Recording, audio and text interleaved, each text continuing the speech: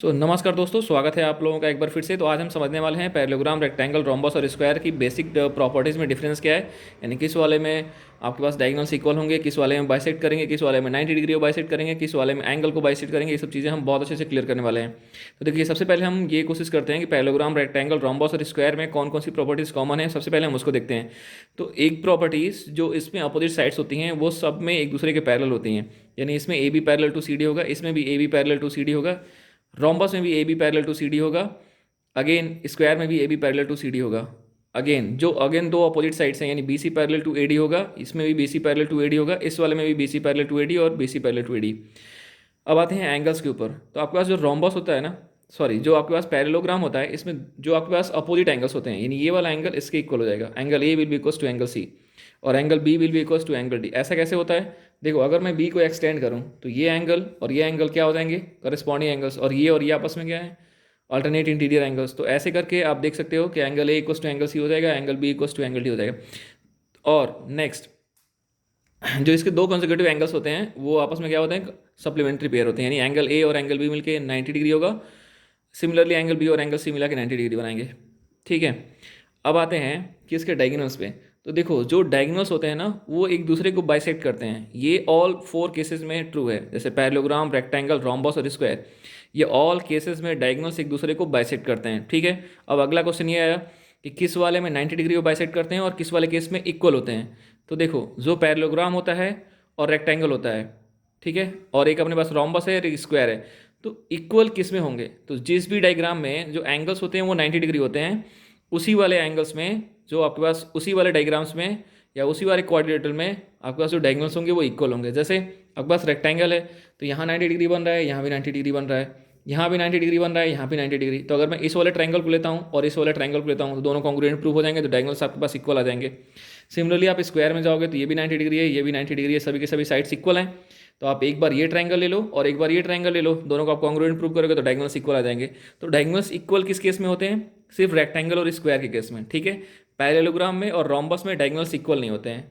ठीक। अब ये आती है बात कि डायगोनल्स बाइसेक्ट किस में करते हैं। तो देखो, डायगोनल बाइसेक्ट हर एक केस में करते हैं, है ना, चारों के चारों में। कैसे? अगर मैं इसमें ये वाले एंगल को अगर मैं एक्स लेता हूँ तो ये वाला भी एंगल एक्स हो जाएगा। ठीक है। सिमिलरली अगर आप इसको वाई लेते हो तो इसको ये भी वाई हो जाएगा। कैसे? अल्टरनेट इंटीरियर एंगल से। यानी ये जो छोटा वाला ट्रायंगल है ऊपर में, अगर मैं इंटरसेक्टिंग पॉइंट ओ ले लूँ तो ओ डी सी और नीचे में ओ ए बी, ये दोनों के दोनों क्या हो जाएंगे? कॉन्ग्रुएंट ट्रायंगल हो जाएंगे। ये दोनों के दोनों ट्रायंगल क्या हो जाएंगे? कॉन्ग्रुएंट ए ऐसे से हो जाएंगे, है ना। तो जब ये कॉन्ग्रुएंट हो जाएंगे तो इनकी जो आप सी पी सी टी लिखोगे तो सी पी सी टी से आपको मिल जाएगा ओ a equals to O C और O B equals to O D. Similarly आप इन सब में अप्लाई करोगे तो ये केस वैलिड होगा। क्यों? क्योंकि आमने सामने की साइड्स पैरेलल हैं। ठीक है। तो यानी कि आप ये देखोगे कि diagonal bisect in all four cases में करेंगे। ठीक। अब आता है कि 90 डिग्री को बाइसेक्ट करें कब करेंगे? तो 90 डिग्री को बाइसेक्ट करते हैं किस वाले केस में? सिर्फ और सिर्फ रोम्बस में और स्क्वायर में। ऐसा क्यों होता है? क्योंकि देखो, ये दोनों एंगल्स जो है ना वो पास पास में है, एडजेसेंट एंगल्स है। तो अगर इन दोनों को मैं इक्वल प्रूव कर दूं तो ये क्या हो जाएगा? 90-90 हो जाएगा। तो देखो, अपन इन दोनों ट्रायंगल्स को लेते हैं, ओ ए बी को और ओ बी सी को। ठीक है। अब ये रोम्बस है तो ये साइड अगर ये है तो ये भी ए होगा। ठीक है। अब देखो, ये वाली साइड कॉमन है, तो अगर आप देखोगे और जो डायगोनल्स होते हैं वो आपस में क्या करते हैं? बाइसेक्ट करते हैं सबके। तो अगर मैं डायगोनल बाइसेक्शन की प्रॉपर्टी को यूज़ करता हूँ तो ये दोनों ट्रायंगल आपस में कॉन्ग्रुएंट हो जाएंगे बाई स्टीपल एस कॉन्ग्रुएंसी। तो अगर ये दोनों ट्रायंगल आपस में कॉन्ग्रुएंट हो जाएंगे तो ये और ये आपस में एंगल इक्वल हो जाएंगे। दोनों को मिला के 180 है तो एक की वैल्यू कितनी हो जाएगी? 90 डिग्री। अगेन मैं रिपीट करता हूँ, आप इन दोनों ट्रायंगल्स को कॉन्ग्रुएंट प्रूव करोगे, है ना, तो ये एंगल 90-90 हो जाएंगे। कैसे कॉन्ग्रुएंट प्रूव करेंगे? ये और ये गिवन है, ये साइड कॉमन है और इस वाले को हम यूज़ करेंगे कि इसके डायगोनल्स आपस में बाइसेक्ट करते हैं, क्योंकि ऑलरेडी हम पहले प्रूव कर चुके हैं। ठीक है। तो इस तरीके से आप देख सकते हो कि रोम्बस के जो एंगल्स होते हैं ना वो यहाँ पे 90 डिग्री हो जाएगा। यानी रोम्बस के डायगोनल्स जो होंगे वो बाइसेक्ट भी करेंगे और 90 डिग्री पे भी कट करेंगे। ठीक है। Bisect each other 90 degree. Same आपके पास स्क्वायर वाले केस में होता है। स्क्वायर वाले केस में भी डायगोनल्स एक दूसरे को बाइसेक्ट भी करते हैं और 90 डिग्री भी बाइसेक्ट करते हैं। कैसे? वही सेम प्रोसेस। अगर आपके पास ये ए है तो ये भी ये हो जाएगा, है ना। और जितने भी आपके पास रेक्टेंगल हुआ, रोम्बस हुआ या स्क्वायर हुआ, रेक्टेंगल भी एक पैरेललोग्राम में ही है। सिर्फ इसमें क्या डिफरेंस हो जाता है कि rectangle is a parallelogram whose angle will become 90 degree, internal angle. अगर सबके सब इंटरनल एंगल 90 डिग्री जाए तो रेक्टेंगल भी एक पैरेललोग्राम हो जाएगा। सिमिलरली रोम्बस भी एक पैरेललोग्राम ही है। अगर किसी पैरेललोग्राम की सभी साइड्स इक्वल हो जाएं तो रोम्बस हो जाएगा। अब स्क्वायर क्या होता है? स्क्वायर भी एक पैरेललोग्राम होता है। इस केस में आपके पास सभी साइड्स भी इक्वल होते हैं और सभी इंटीरियर एंगल्स भी इक्वल होते हैं, तो आपके पास वो स्क्वायर क्या हो जाएगा, वो ऐसा पैरेललोग्राम स्क्वायर में कन्वर्ट हो जाएगा। ठीक है, तो यानी अगर मैं समराइज करूँ तो डायगोनल्स किसके किसके इक्वल होते हैं, रोम्बस के, सॉरी रेक्टेंगल के और स्क्वायर के डायगोनल्स इक्वल होते हैं। बाइसेक्ट किस केस में करते हैं, ऑल केसेस में बाइसेक्ट करते हैं।